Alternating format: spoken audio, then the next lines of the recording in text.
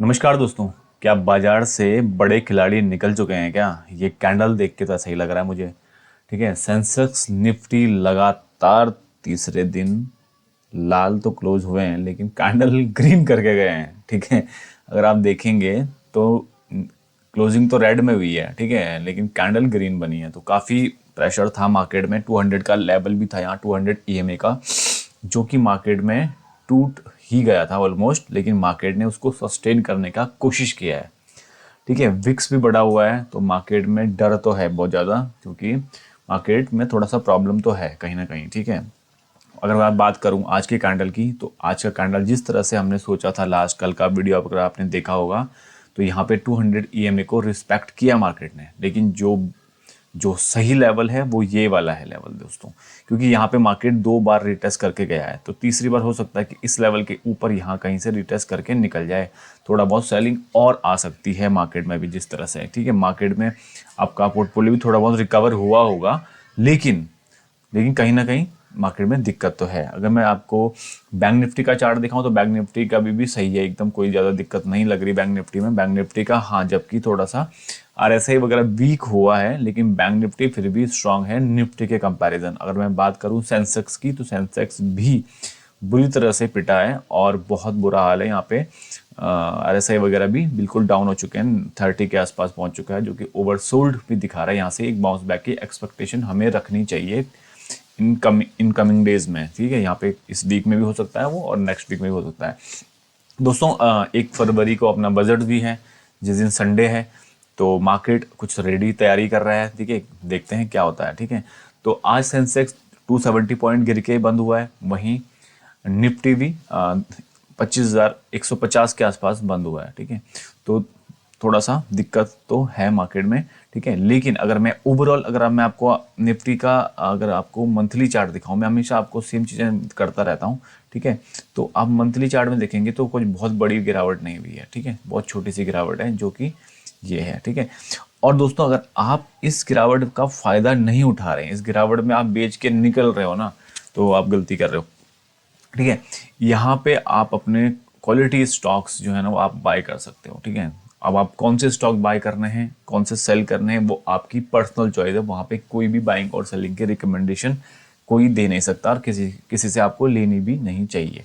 ठीक है, तो ओवरऑल मार्केट में अभी बहुत ख़राब नहीं हुआ है। मार्केट थोड़ा बहुत ख़राब हो चुका है, नो डाउट।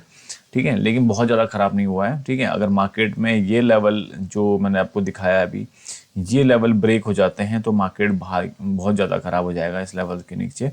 तो अभी फ़िलहाल तो ये सब दिखते हुए नहीं दिख रहा है, क्योंकि आगे एक इवेंट है जो कि बजट है। वहाँ पे अगर कोई अच्छी अनाउंसमेंट हो जाती है, तो मार्केट यहाँ से रिकवर करने की पूरी पूरी कोशिश करेगा। देखते हैं दोस्तों, आज FIDI का डेटा लोड हुआ है या नहीं अभी तक। तो हाँ, यहाँ पे हो चुका है। और दोस्तों आज भी बहुत अच्छी बाइंग हुई है DI के द्वारा। ठीक है, FII ने सेलिंग करी है, लेकिन थोड़ी सी कम करी है, तो ओवरऑल मार्केट में बाइंग हुई है। ठीक है दोस्तों, मैं थोड़ा सा बात करना चाहूँगा कॉल पुट रेशो की, जो ठीक है यहाँ पे ये कॉल पुट रेशो होता है। ठीक है, यहाँ पे बात कर लेते हैं। तो यहाँ पे आपको दिख रहा होगा, यहाँ पे सबसे ज़्यादा कॉल राइटिंग 25,500 के लेवल पे हो रखी है। ठीक है, तो इसके बाद 3 फरवरी वाला हमारा वो बजट वाला है, ये वाला जो वीक है 27 तारीख को एक्सपायर हो जाएगा ये वाला। उसके बाद 3 फरवरी को भी यहाँ पे भी 25,500 पे ही ज़्यादा कॉल राइटिंग हो रखी है। इसका मतलब है कि अगर बाजार में 1 फरवरी को कोई बहुत अच्छी न्यूज़ आती है, तो ये सारी शॉर्ट कवरिंग आ जाएगी यहाँ पर, मार्केट यहाँ से बाउंस बैक करने की बाउंस बैक हो सकता है यहाँ से मार्केट। ठीक है, तो यहाँ पे दिख रहा है। ठीक है, OI अगर चेंज करते हैं, तो OI चेंज भी सेम 25,100 के लेवल पे हो रहा है। तो शॉर्ट टर्म में तो अगर कुछ बढ़िया नहीं जाती है तो ठीक है, अदरवाइज प्रेशर तो बेयर साइड ही है बना हुआ। ठीक है, PCR आपको दिख ही रहा है। मैक्स पेन आपको मैंने 25,300 के लेवल पे मैक्स पेन है। ठीक है, तो यहाँ पे 25,300 से ऊपर तो मार्केट जाने सा रहा। ठीक है, 25,300 का लेवल कौन सा है, ये वाला लेवल। ठीक है, इस कैंडल से ऊपर जो ये कैंडल कटी है, इससे नीचे ही रहेगा मार्केट। ठीक है, जब तक है। तो अभी जो इंपॉर्टेंट रेजिस्टेंस आपका ऑल टाइम हाई है ही, और सामने ये वाला रेजिस्टेंस भी अभी मार्केट के सामने दिख रहा है आपके। तो दोस्तों आज बात कर लेते हैं कि FY अभी गिफ्ट निफ्टी पॉजिटिव ट्रेड कर रहा है, बहुत माइनर से पॉइंट्स। और यहाँ पे दोस्तों बात कर लेते हैं आज के टॉप गेनर स्टॉक्स की। वहाँ पे MRPL, credit access, India mart, KRP, KPR mill and eternal ये स्टॉक्स दोस्तों आज के टॉप गेनर स्टॉक्स थे। वहीं 52 वीक हाई जिन स्टॉक्स ने लगाया वहाँ पे मुथुट फाइनेंस है और हिंदुस्तान जिंक है। ठीक है, जिन स्टॉक्स में दोस्तों पिटाई हुई है, जो टॉप लूजर हुए हैं उनमें सबसे ज़्यादा कल्याण ज्वेलर्स पिटा है। ठीक है, गोल्ड आपको दिख रहा होगा दोस्तों, गोल्ड बहुत ज़्यादा ऊपर चला जा चुका है, लेकिन पता नहीं कल्याण ज्वेलर्स क्यों नीचे गिर रहे हैं, उसका रीज़न पता नहीं क्या है, तो वो देखना पड़ेगा आगे। SRF, AIIL, Tata communication and Tata chemical ये स्टॉक्स हैं टॉप लूजर स्टॉक। वहीं 52 वीक लो जिन स्टॉक्स ने लगाया वहाँ पे ITC, Tata chemical, IEX, Suzlon and premier. वहीं बात कर लेते हैं दोस्तों जिन स्टॉक्स ने लास्ट वीक में निफ्टी 500 को आउट परफॉर्म किया है, उसमें जिंदाल शॉ, फेडरल बैंक, हिंजिंग बैंक इंडिया एंड VDL। तो दोस्तों अभी जो बजट में जो भी चीज़ें होंगी, अभी मार्केट यहाँ से रिकवर करेगा तो वहाँ पे दोस्तों आपको बहुत अच्छी अपॉर्चुनिटी उन स्टॉक्स में मिलेगी जो अभी तक बहुत अच्छा काम कर रहे हैं। लाइक बैंकिंग स्टॉक्स बहुत अच्छा कर रहे हैं, बहुत अच्छे से चल रहे हैं। तो आपको बैंकिंग स्टॉक्स में भी अच्छे स्टॉक्स को सिलेक्ट करके रखना है दोस्तों। बैंकिंग स्टॉक में ये नहीं कि सारे बैंकिंग स्टॉक अच्छे चल रहे हैं, कुछ बैंकिंग स्टॉक्स बहुत अच्छे हैं। ठीक है, तो उनके चार्ट को आप स्टडी करना चाहिए आपको। ठीक है, और उनके चार्ट को स्टडी करके आप उनमें अपनी पोजीशन को बनानी चाहिए। ठीक है, क्योंकि जहाँ पे चीज़ें अच्छी हैं वहाँ पे, और उस दोस्तों मैं यहाँ पे कोई भी स्टॉक में दिखा रहा हूँ, यहाँ पे बाइंग और सेलिंग की कोई रिकमेंडेशन नहीं है, लेकिन जैसे ही मार्केट रिकवर करेगा तो सबसे पहले उन स्टॉक्स में ही अच्छा रहने आएगा। ठीक है, तो वो स्टॉक्स जो लास्ट परफॉर्म करते हैं वो इन लिस्टों में भी आ जाते हैं। तो आपको अच्छे स्टॉक्स जो सही जोन पे हैं, सही बाइंग प्राइस पे हैं, वहाँ पे उनको लेके आपको करना चाहिए, और सबसे अच्छा रनअप भी वही करेंगे। हो सकता है बजट में बैंकिंग सेक्टर के लिए कुछ बड़ा आने वाला है। ठीक है, तो कुछ सेक्टर को ऑलरेडी पता रहता है पहले से कि क्या होने वाला है, तो वो चीज़ें पहले ही चल जाती हैं, आपके पास न्यूज़ बहुत बाद में आती है। ठीक है, तो चीज़ें रहती हैं दोस्तों। आज कुछ रिजल्ट की बात कर लेते हैं दोस्तों, तो जिसमें जिंदाल स्टील का रिजल्ट आया जिसमें 27% बढ़ के आया है, और उन्होंने डिविडेंड भी देने के लिए उन्होंने घोषणा करी है। वहीं बात कर लेते हैं दोस्तों, अल्कोहल कंपनी है जो यूनाइटेड स्पिरिट, इसका रिजल्ट भी अच्छा आया है एंड इन्होंने भी डिविडेंड के लिए बोला है, डिविडेंड देंगे ये कंपनी भी। कुछ और कंपनियों का रिजल्ट आया है लाइक जैसे persistent system, United spirit, JSW energy, AU small finance bank. तो ये स्टॉक्स को दोस्तों आप अपना देख सकते हैं, इनकी चार्ट को स्टडी कर सकते हैं। मैं यहाँ पे भी कोई भी चार्ट स्टडी नहीं करने वाला हूँ आज की डेट में। और कुछ स्टॉक्स हैं दोस्तों जिनमें हाई वॉल्यूम हो रहा है, वहाँ पे आइडिया, तो मैं आइडिया का चार्ट जरूर आपके लिए स्टडी करना चाहूँगा, IDEA। तो ये है दोस्तों आइडिया का चार्ट दोस्तों। जैसे कि मैंने लास्ट वीक में लास्ट वीक के कुछ वीडियोस में मैं इवन करता रहता हूँ स्टडी। ठीक है, आइडिया के चार्ट को। तो आइडिया फिलहाल एक ही रेंज में काम कर रहा है। यहाँ पे एक नेगेटिव कैंडल बना है जो मंथली कैंडल में, तो थोड़ा सा यहाँ पे प्रेशर देखने को मिल सकता है आइडिया में, लेकिन बैक टू बैक देखो ऊपर से वीक बन रही है कैंडल्स में, तो थोड़ा सा कंसर्न हो सकता है आइडिया के लिए। और अभी यहाँ पे 50 अगर मैं वीकली कैंडल्स की बात करूँ तो आइडिया अभी 200 EMA के ऊपर काम कर रहा है फिलहाल तो।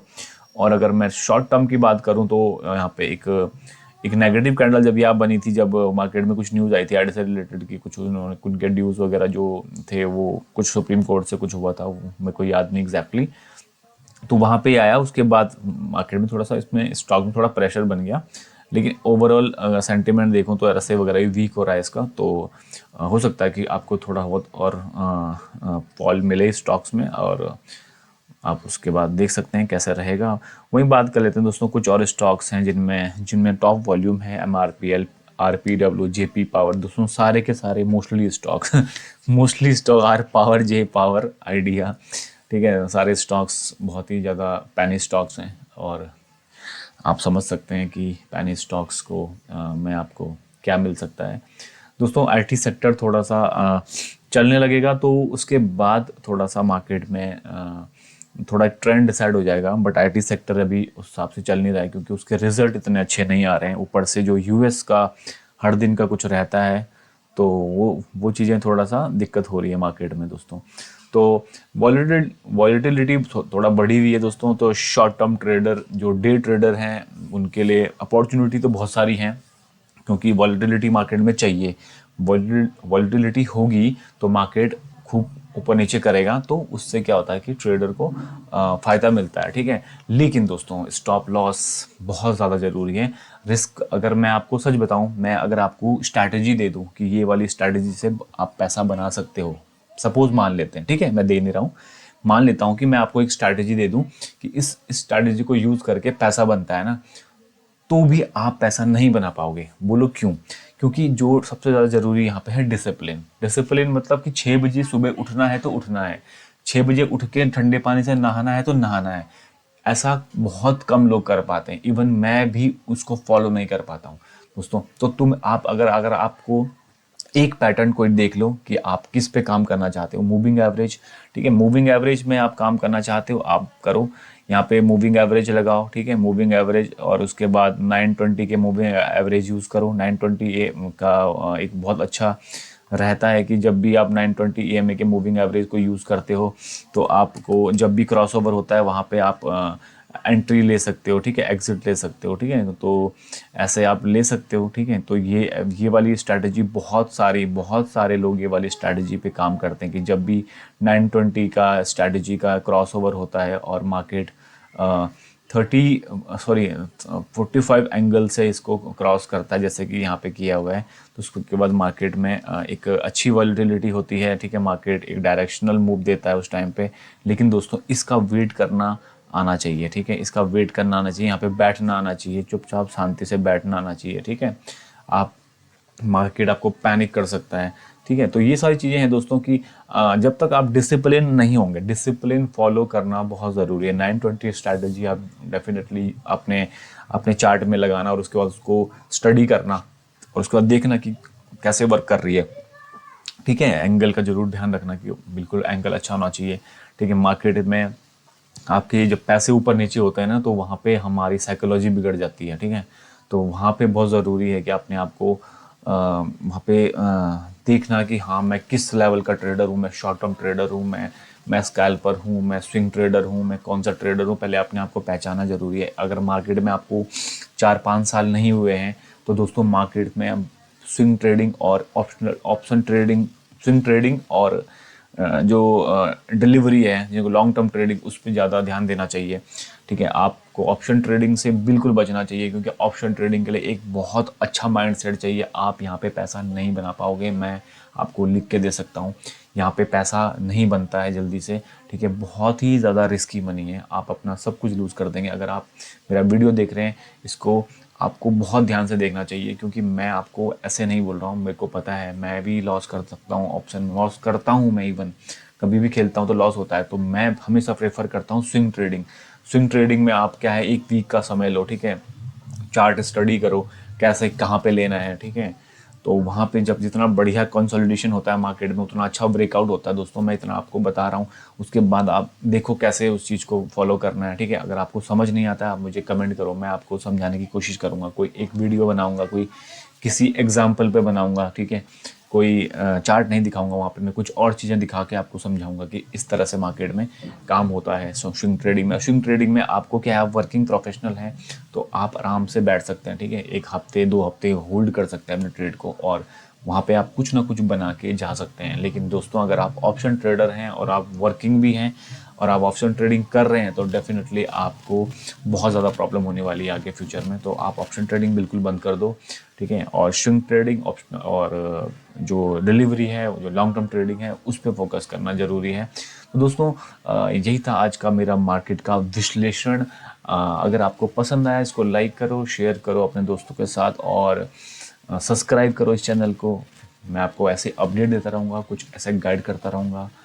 Thank you so much, bye bye for now.